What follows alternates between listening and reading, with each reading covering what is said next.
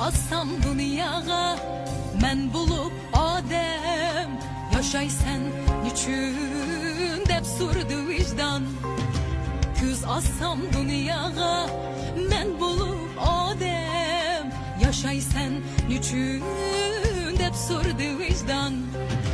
Çoğ buldum yaşadım, eli yaşıkça, hayatni yolda da aşkça.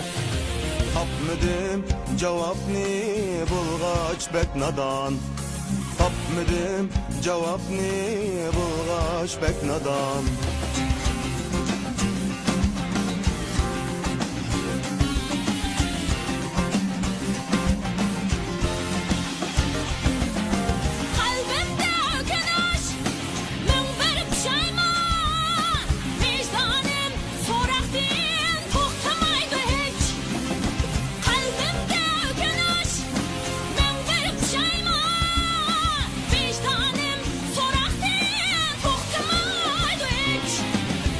Nimedey icattın bulmasa tökpem, kızardı yüzlerim, yok kaldı külkem.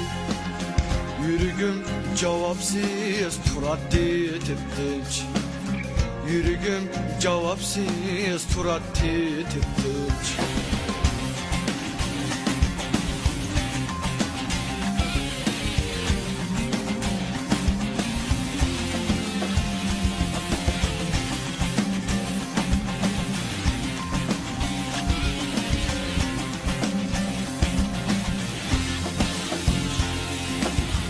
Ki vicdanım köz içip kara, karvanga egişip salgın cenge at.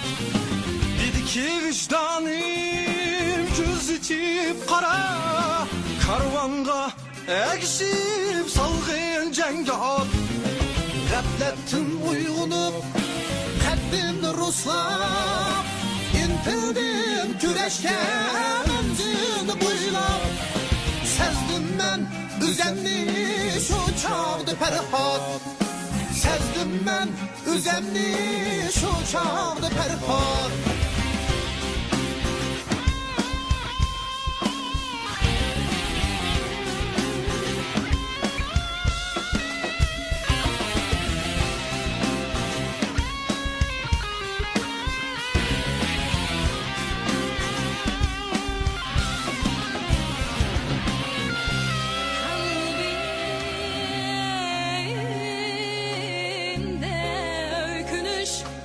Mın bir pişayman, vicdanım, vicdanım soraktı, toxtamaydı.